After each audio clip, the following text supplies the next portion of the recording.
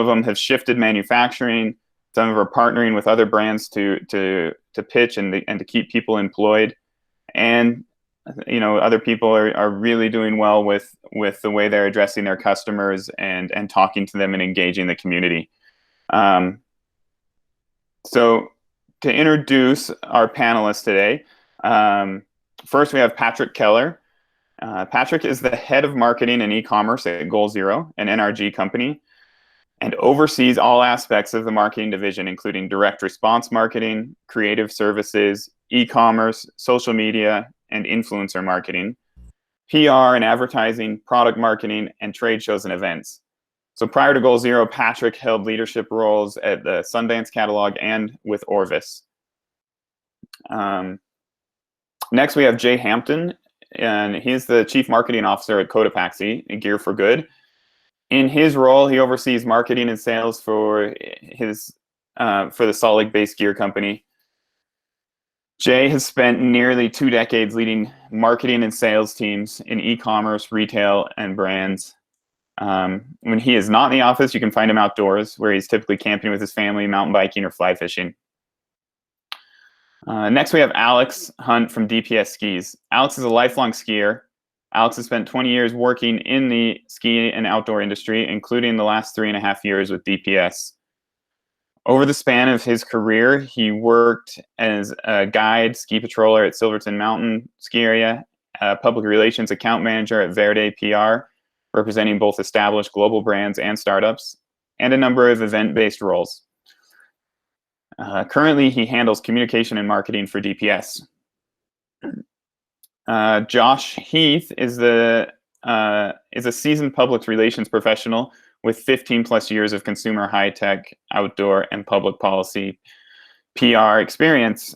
Josh currently works as a managing director at Codeword, where he oversees all aspects of the agency and has helped it become one of the fastest growing PR agencies in the United States.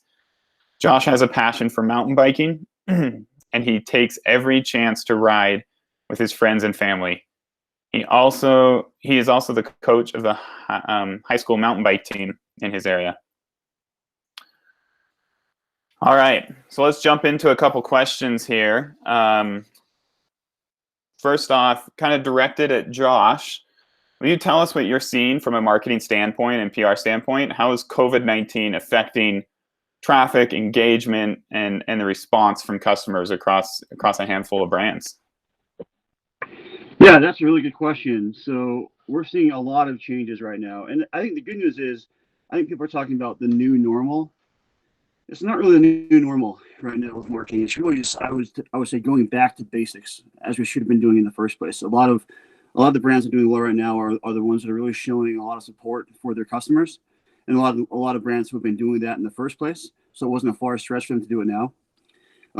We're also seeing a lot of brands are just being there for their constituents, their customers, and their community.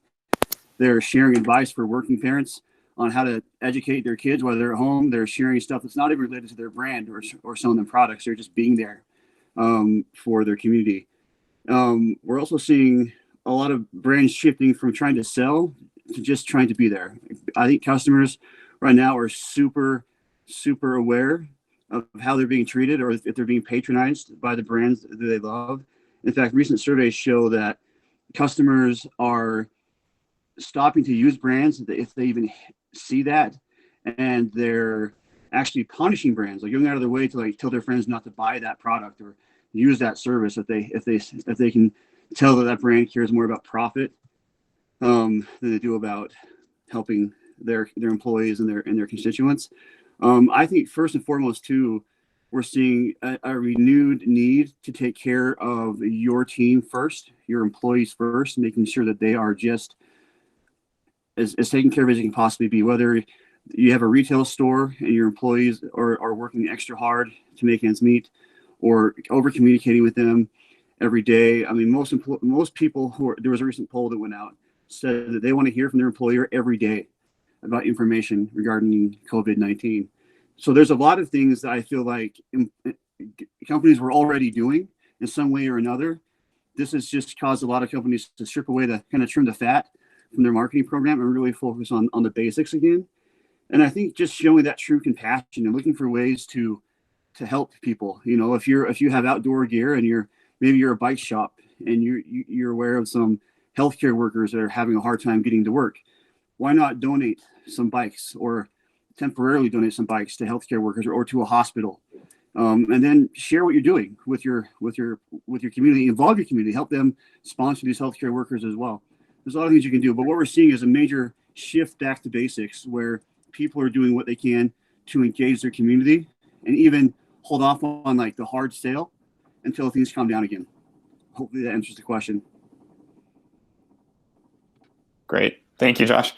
How about you, Jay? We all know Cotopaxi has had quite a social following and, a lot of impact with its community and building a great community around the brand. What are you hearing from your customers and your community with your events and with your products and everything else? What are they saying to you now? Yeah, it's certainly been interesting for us. I think going into early March, we were impacted by some of the closures and social distancing measures that went into place. So we actually had a Salt Lake based Questival event in April that we had to cancel as a result. So there was a lot of just messaging to consumers around some of our closures, both at an event level, and then we have 2 retail stores in Salt Lake, which we elected to close, just for the health and safety around customers and our employees. So kind of going into this operationally speaking, just messaging closures and sort of what steps we were taking as a brand in response to COVID. From a performance marketing standpoint, we've seen going into like that March 11th date, we saw a pretty significant decline in traffic and conversion rate as people were obviously reacting to closures and starting to focus their share of dollars and their spend on basic needs around food and health and safety. We also saw, coming out of sort of that low point, we've seen a mix shift in product mix. So kind of mixing into lower price point items, which is consistent with what a lot of different peer groups are reporting in terms of sales and where consumers are shifting their dollars. Yeah, from a brand messaging standpoint, coming out of this, the big focus for us was to create some programs in response to the COVID crisis that would allow our brand just to be a conduit for direct donation by consumers to COVID disaster relief, and that was a very promising. That was a very promising thing to see. We track daily direct donations by customers to our Cotopaxi Foundation.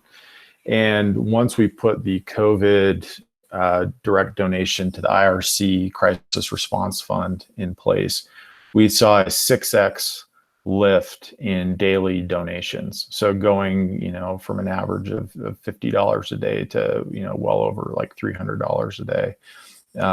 In just those donations. So it's been promising to see that. And then obviously creating some other sort of brand touch points like a virtual Questival event, which we'll be hosting here in a few weeks. Just try and give people some options to stay entertained during this quarantine period. Great. Thank you. It's been interesting to watch, Cotopaxi, they've shifted to helping people or helping other brands. They've shifted to doing this donation process to help the cause by selling T-shirts and putting that first. Other brands have also been working really closely to do that, including DPS and Goal Zero.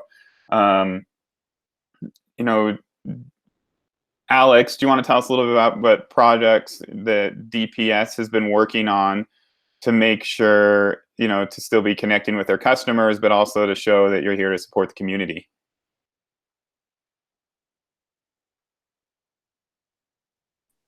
Yeah, for sure. First off, Pitt, I just want to thank you for organizing the group this morning and everybody that's called in. Definitely appreciate the time and energy that's gone into this. Yeah, it's definitely been an interesting time. Traditionally, this is a pretty slow time of year for the ski industry. Things are winding down. Most of the product is, out there. So normally, kind of in a normal year, quote unquote normal, whatever that means anymore. This would kind of be, winding things down for the season, maybe getting the word out about product that, didn't sell so well over the season and trying to move some of that stuff.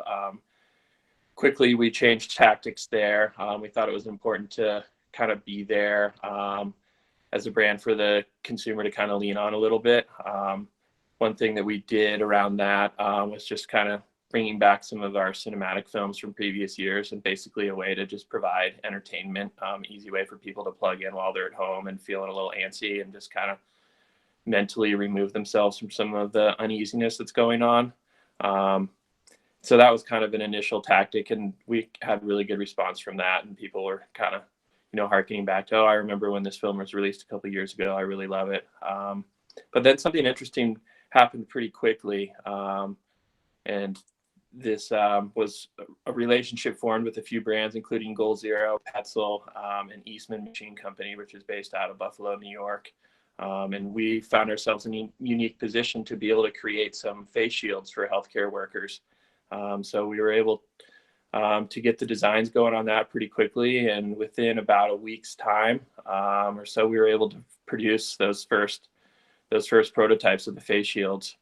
And so it quickly, our whole business strategy kind of pivoted a little bit.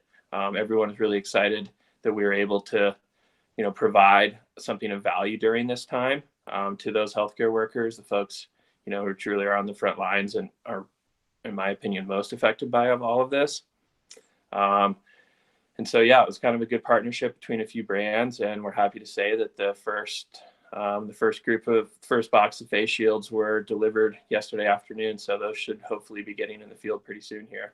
And we'll continue to produce those for at least a few weeks, but we'll kind of see where this all takes us.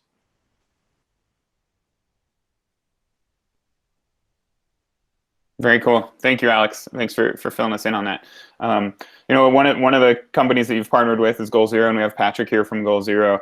And Patrick, we all understand that Goal Zero isn't necessarily your outdoor company. You also supply a lot of products that are beneficial to people in time of crisis and tension and when people are in need. I think a lot of times, and what we're hearing is messaging needs to be shifted as not a sales message necessarily, but a support message and to support your community. So, right now, while you're also servicing people that are still buying your products and moving forward, how do you balance supporting your customer, through your messaging and through your communication to them, versus just being in sales mode and trying to sell them product?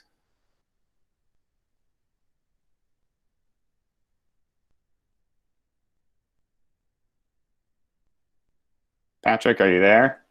Are you on mute? All right, can you hear me now? Yeah, gotcha. Perfect.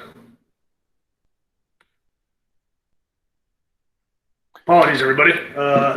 One of the things that Goal Zero has really been focused on over the last few weeks or month is, we have to change the message, but we don't have to change our voice. And so that was one of the things that I really wanted to focus on with our marketing material was getting that authentic voice that Goal Zero is known for, still kind of resonating through. You can change the message to be more empathetic. You can change the message to be more about give back, but we don't change the voice. And so one of the things we've done is taken things like, we had a big campaign coming up for National Parks Week, right? And obviously that's not relevant, or even it's a little bit tone deaf right now to go out and say, yeah, go enjoy your national parks. Oh, by the way, they're closed.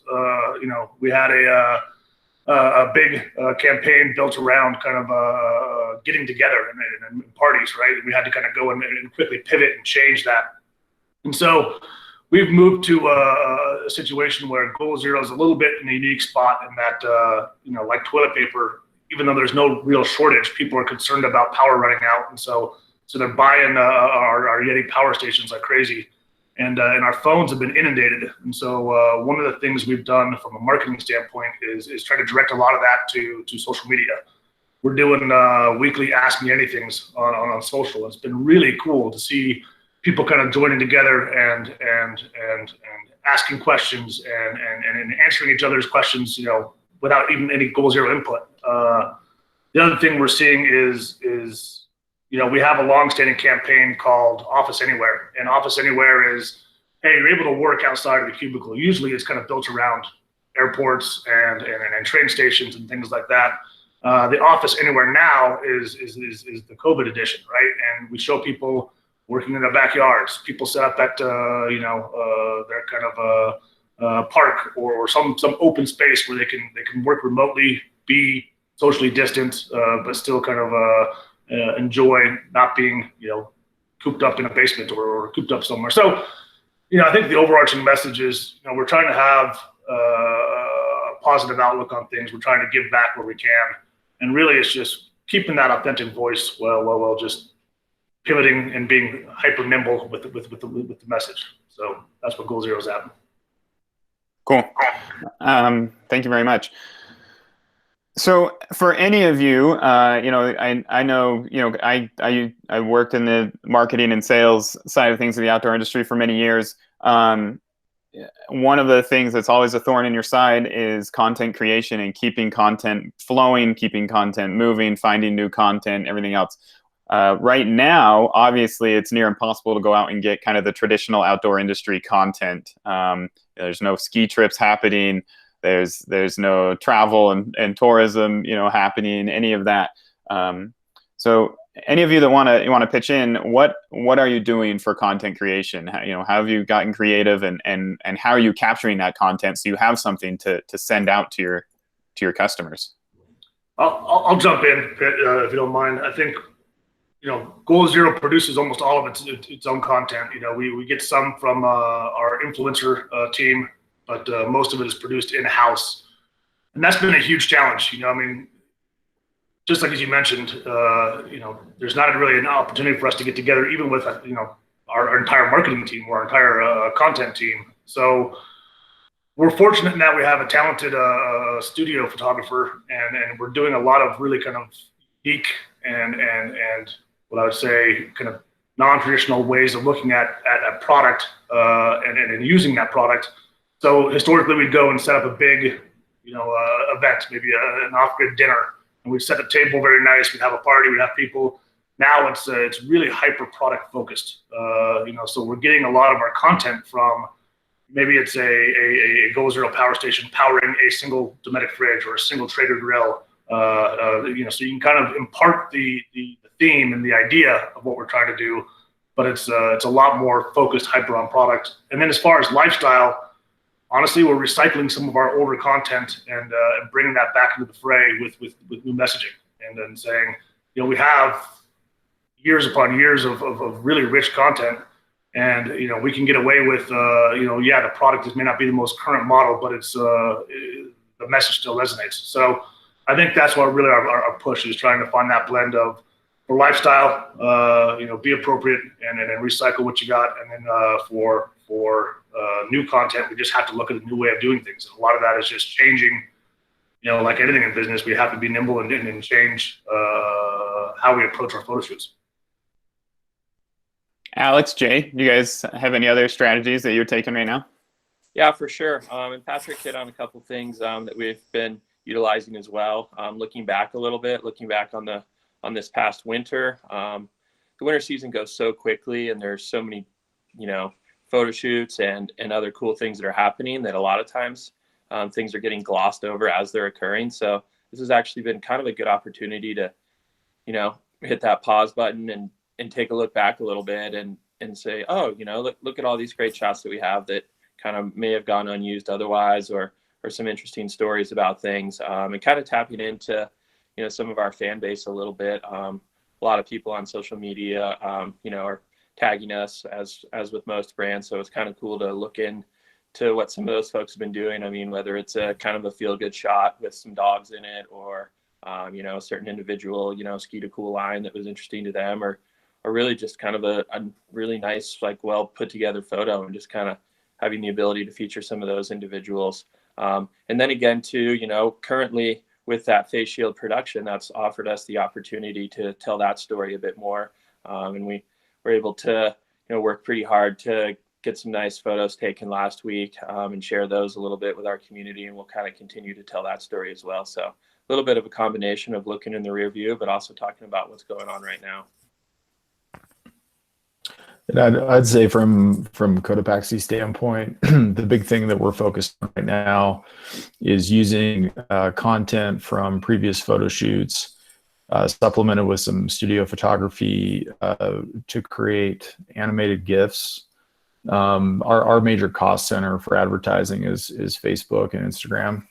And so we found that the animated GIF product storytelling, highlighting product features and product benefits has been a really strong advertising tactic for us when it comes to product marketing. And so we've been able to just use a lot of existing content, supplement that with some animation and storytelling, and we actually have seen that this outperforms some of the more traditional lifestyle photo shoots when it comes to advertising on that specific platform. I think the big thing we're trying to plan for right now from a content standpoint is our sales meetings coming up for spring 21. And so that's a sort of a problem to solve, for the company. More notably, as our sales team starts to think about how will they conduct virtual sales meetings here in a month or two, both with, some of the traditional, sales trade shows like GOA or Outdoor Retailer. How will they supplement some of those meetings that were going to occur in person, as well as some of our big line showings with different key accounts. So right now we're working on videos that highlight certain product and product walkthroughs. But we had a 5-hour, 6-hour sales meeting with our independent reps that we typically do twice a year in person, and now we're trying to solve for that and create content for a 5-hour virtual sales meeting, which is no easy task. But that's currently what we're trying to supplement for and solve for on the wholesale side of the business. Thanks, guys. Next question. This is not only affecting you, obviously, it goes down the line and affects retailers and everything else. But the retailers still want to keep a voice, with their customers as well. So, even though they may have to close up their storefronts, or, definitely sales have probably dropped for them as people are tightening their belts and things like that. What advice would any of you have? Maybe Josh has some insight into this, or those of you that work with a retail channel, what advice do you have for marketing strategy for retailers? What can they be doing right now to make sure that when things are back to normal, or when the economy starts to come up again, that they're ready and they've been still connecting and not forgetting their customers? Yeah, I think for retailers, something that we've seen working very well are retailers who are leaning on new technologies that maybe they couldn't before, or providing unique shopping experiences that fall in line with the government guidelines that maybe aren't optimal, but they're still keeping things moving for a minute, or curbside deliveries, and just over communicating what they're doing to make sure people know that they're there if they need them for anything. But for instance, AR and VR technologies have come a long way for retailers, and people on their phone now can try on clothes, try out new gear, see what it looks like, see what they look like on a new bike, or whatever that looks like. Even if it's kind of cheeky, it can really help. There's been a lot of disruptors for retail over the past century, and we're seeing that huge disruption right now, and it's been really rough. But whatever you can do to engage your audience now and just keep their loyalty for when this does pass, because it will, is just the best thing you can possibly do. Most consumers, when asked, talking about what they're planning on doing when things get back to whatever normal is in a few months, have said that they will patronize brands that engage them and were there for them while this was happening. So whatever you can do in a thoughtful way to have those moments with your customers will be a huge benefit for you later on.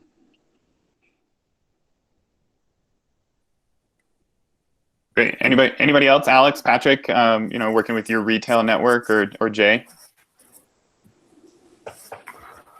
Yeah, I could chime in here. I think the big thing that we've been exploring with our retail partners right now is developing an affiliate program, with retailers so they can still drive traffic to D2C platforms and earn revenue off of those sales. I mean, especially for any independents that have been particularly hard hit, that don't have e-commerce platforms. Just trying to explore ways to continue to deliver some revenue.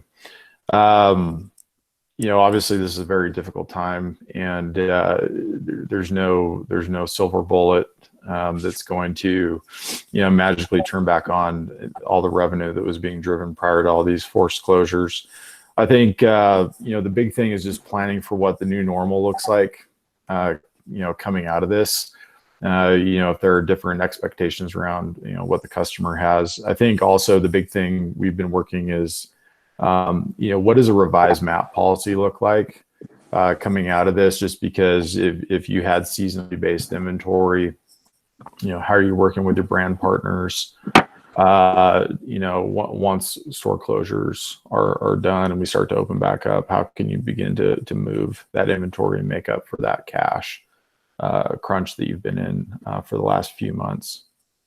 And then I'd say, like any broad-based, right now from a brand standpoint, any broad-based community programs that you can participate in just and keep that conversation going and that brand recognition going with your customers via social media or email, I think is also something to think about and evaluate if there's opportunities for you there.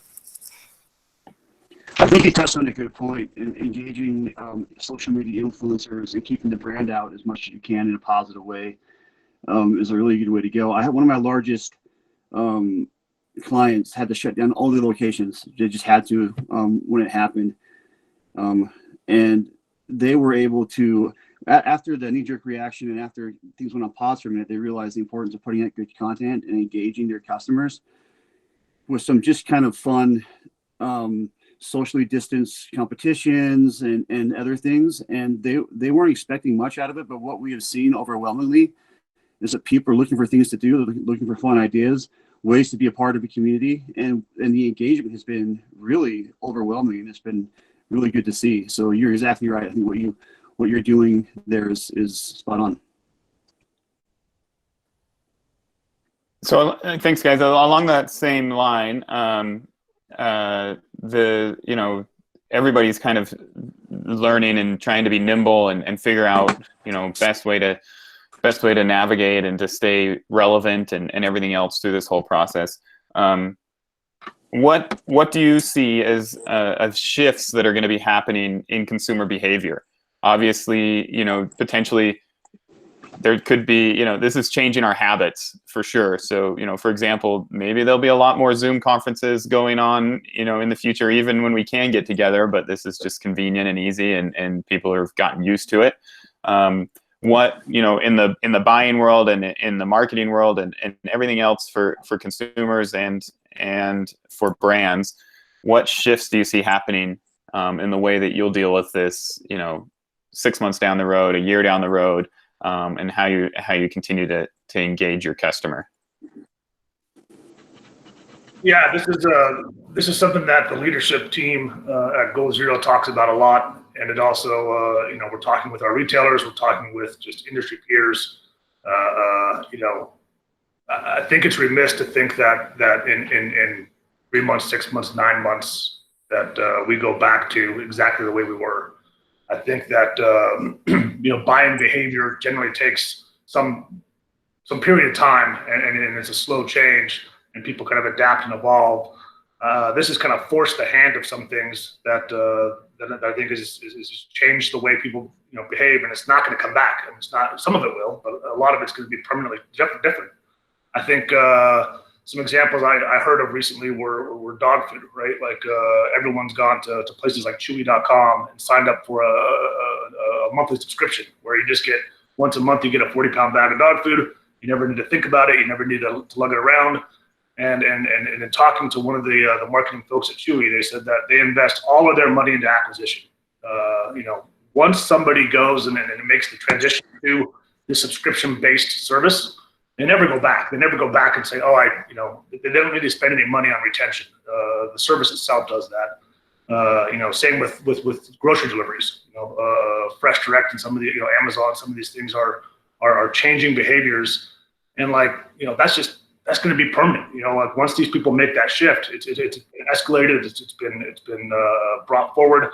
So I think that it's important for us to realize that behavior has changed a lot more rapidly than it would have had this not taken place, and we need to be cognizant of that and find ways for our brands, for our retailers, for our businesses to adapt and be part of the new normal. And some of that's going to be loading up on e-commerce and building a web platform that you can transact on as a traditional brick and mortar retailer.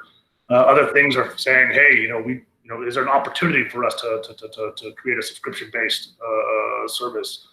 Other things are Jay and some of those things have to look at festivals and big festivals, and Go Zero does the same thing with trade shows. What does that look like going forward? And so I think we're spending a lot of time at Go Zero saying, what are the trends we're seeing? What are what has shifted and what's not coming back, and how do we adapt to that?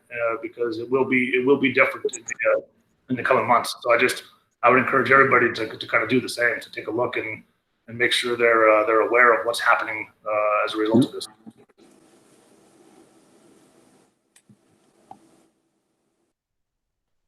Thanks, Jay. Do you want to jump in? Yeah, I mean, obviously, right now there's just a lot of volatility in consumer spending behavior. We're seeing large growth and then category retraction almost week over week as consumer spending is shifting from servicing basic needs to then figuring out, okay, I'm at home for an extended period of time. I'm bored. I'm getting fat, things like that. So, what can I do to maintain, some semblance of normalcy? So you're seeing that category shift out of like grocery and panic buying into health and wellness and entertainment. Some of the latest data that the Census Bureau just released for March, they reported that retail sales for clothing and accessories fell 50.5% in March, which is, they started recording this data in 1992, and that's the lowest it's ever been, right? So no question, we're in an unprecedented time period. Some of the travel industry data, they're saying a 97% decline in passengers. And then some category data just around travel, packs and apparel and things like that, forecasted to be down 35 to 50% year over year. So no question, just some crazy declines happening right now. I think, some of the other trend data we're paying attention to is just, in the kind of mid to long term view, consumer prioritization of adventuring close to home is one thing we're paying attention to, and brands or retailers that align with these values. So I think potentially this bodes well for the outdoor industry in the sense that, by nature, if a lot of folks are out there, doing hikes with small groups, going on small camping trips, things like that. I think this bodes well for us, potentially in the mid to long term. Obviously, having closures around major tourist attractions like parks and things like that is not helpful there.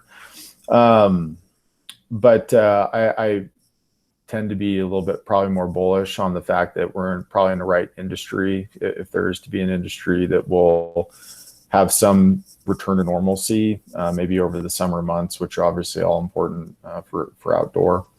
And I think just the big thing, I touched on it earlier, but like, what does your business look like in the new normal, and how do you message this to your customers? I think we see that, as an example, like the pizza companies responded very quickly to how do we re-message our delivery service to be contactless delivery and reduce the risk of COVID exposure. And I think if you run a business where you're physically interacting with a consumer, how do you start to think about reshaping your business to serve those customers in a way that addresses probably some of their biggest concerns around that transaction, and how do you help reduce the friction there? I think to add to that, the positive thing we're seeing right now is that people trust brands right now. And maybe it's positive for brands, but maybe it's not positive overall. But people trust brands right now more than they trust the government and more than they trust the media. So your consumers' trust right now is yours to lose, which I think is a positive thing for brands. If you can find a way to really become a conduit of good information,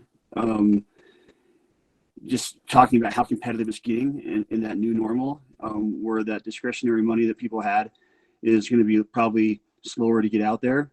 And also 1/3 of consumers in the past week have said that they have started using a brand that they haven't used before because of that brand's response to the pandemic. And so those are all things to keep in mind too when you're looking at what Jay and Patrick were just talking about.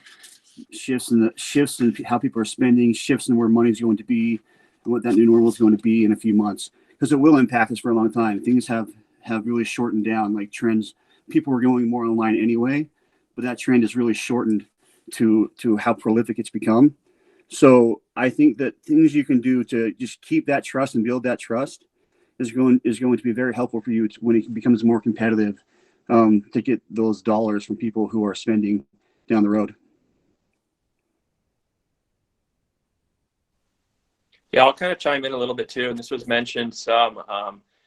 Just the comfortability that people have with video chat, that increased rapidly in the last month. And we're definitely thinking that there could be an opportunity there with direct-to-consumer sales and how we might be able to interact with some of these individuals versus a phone call or an email, that sort of thing, to be able to physically show someone a product, through a video call, and how that might, increase the ability to see what's going on with a particular product, and to have a little bit of, face-to-face via video interaction with some of our sales associates. So I feel like there's some opportunity there, and we'll kind of be exploring that, in the sell-in season through the fall.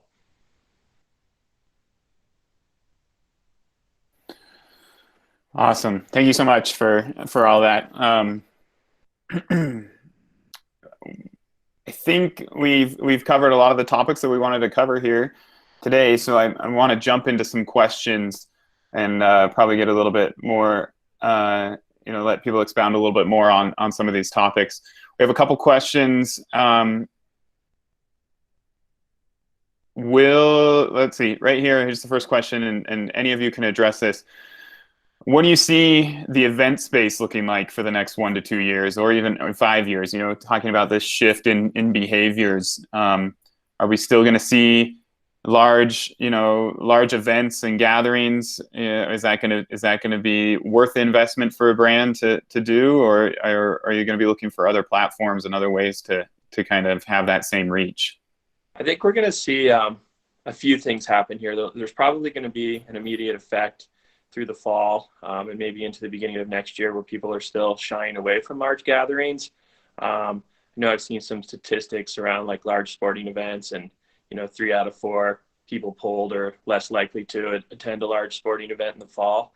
But I think that could potentially die down. There's still a lot of questions about is there a vaccine that's going to help us all out? Is there a way to tell if you have the correct antibodies to deal with this on an individual basis? But once kind of that's all put to rest, I think maybe 12 months, 18 months, 2 years from now, I think we're going to see a return. I mean, humans in general like to congregate. We know this, people have seen the adverse effects of not having that, interaction. So I think events will still be a thing. I mean, it's human culture. It's been, part of our DNA for years. So kind of a multi-stage effect might be what's coming for us.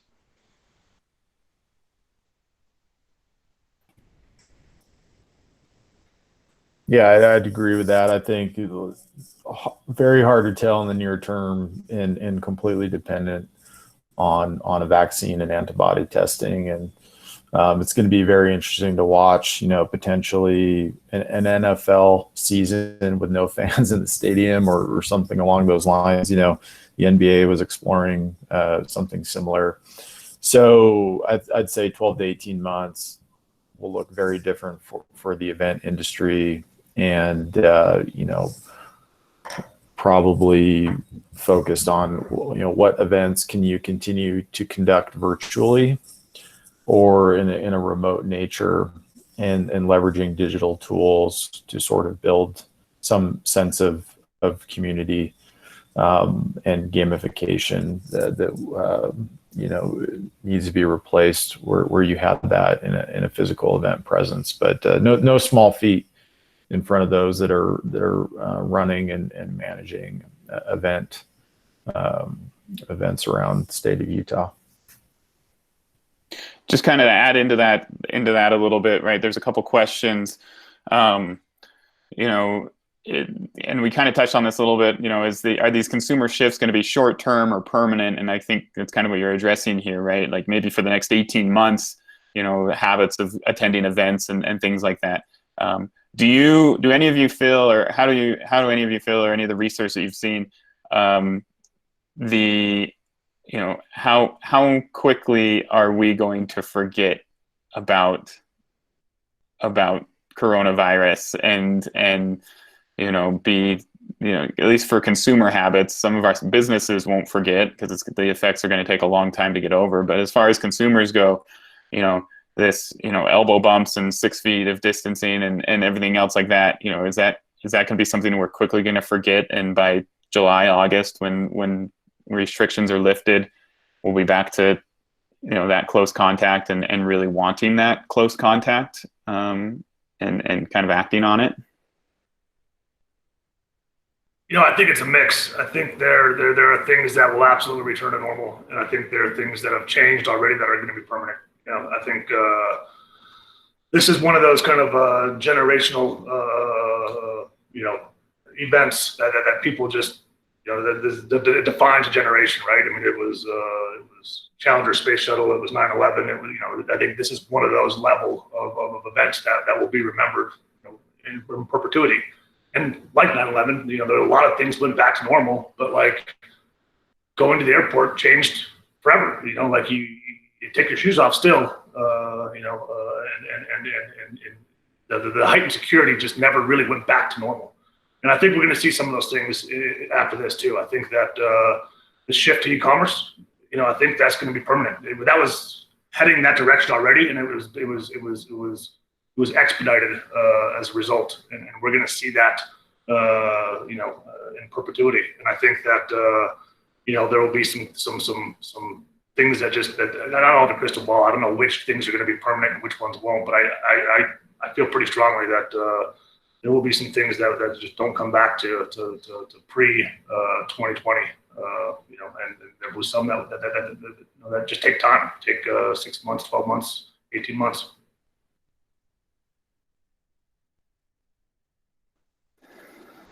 Thanks, Patrick and Jay. Another question that we had on here is, how do you see fundraising opportunities affected over the next year for your nonprofit partners, or a lot of your companies have foundations that you support? What's the strategy going to be there? Obviously, dollars are going to be tight, and how does this affect the nonprofit world? Yeah, I'd say, that's been one of the interesting things for us in the near term. I think I had expectations going into it that, direct donations to our foundation would evaporate just as, the jobless rate in the country, shot through the roof. It's actually been sort of the opposite. We've seen, organizations and individuals who are still able to and willing actually sort of overinvest here in the short term. I don't know if that will, be a long-term trend that we see, but I think the corollary for us was, we have a sort of a broad-based grant program through our foundation that addresses global poverty alleviation. When we shifted the focus of some of those grants directly to COVID response, that's when we saw the increase and surge in donations and organizations wanting to participate and join in on the effort. So I'd say that's just a trend we've seen and potentially something, others could adopt. But addressing the once in a generational event and trying to help, in terms of deliver relief there seems to be an effective strategy around your grant making and foundation efforts.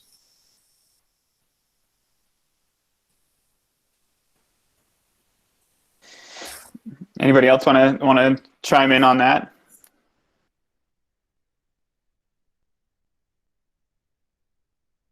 I think we see similar at Goal Zero.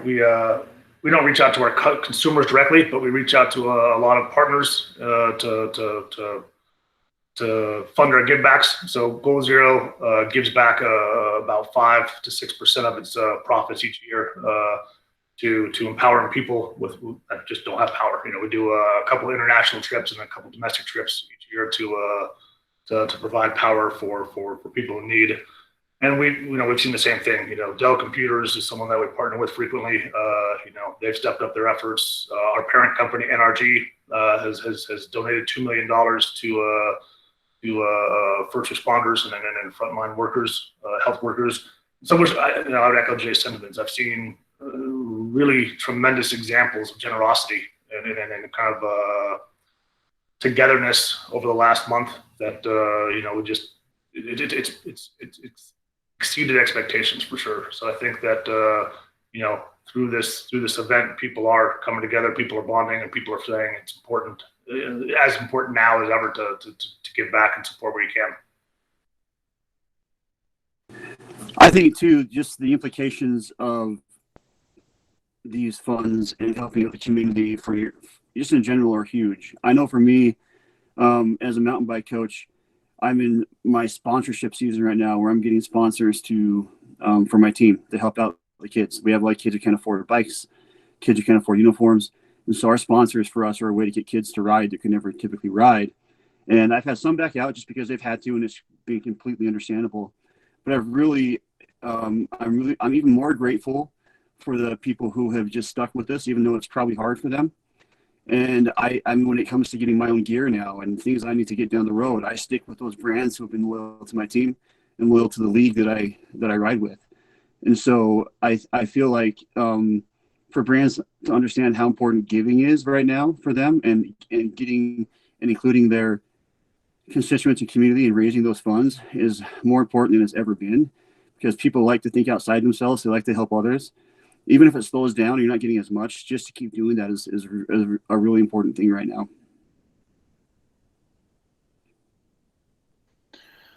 Awesome. Thank you.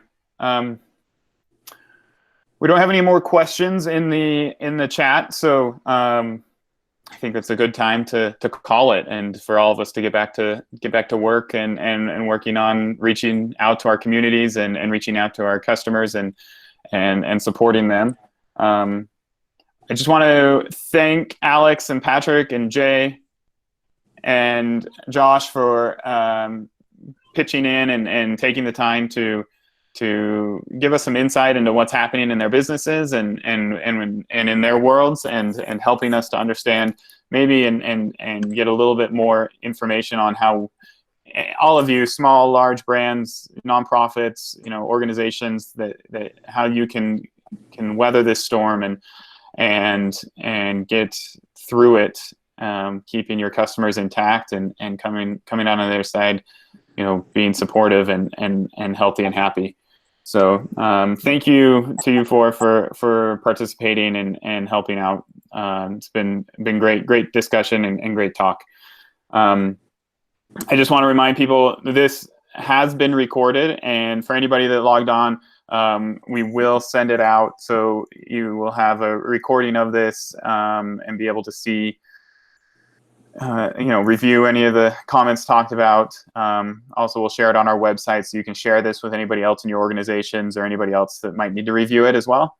And then, like I said, if you have any questions, or you want to talk, if you need to be connected with anybody directly, feel free to reach out to us, outdoorteam@utah.gov, and we can connect you with individuals that may be able to help you answer a more specific question, or help out. All of these panelists here today are happy to pitch in and help directly. They're all great influencers and helpers in our community and in our industry, and able to help out where needed. So again, thank you. Everybody have a happy Wednesday. Stay healthy, stay happy, and we will talk to you soon. Thanks all. This was great. See you. Thanks, everyone. Appreciate it.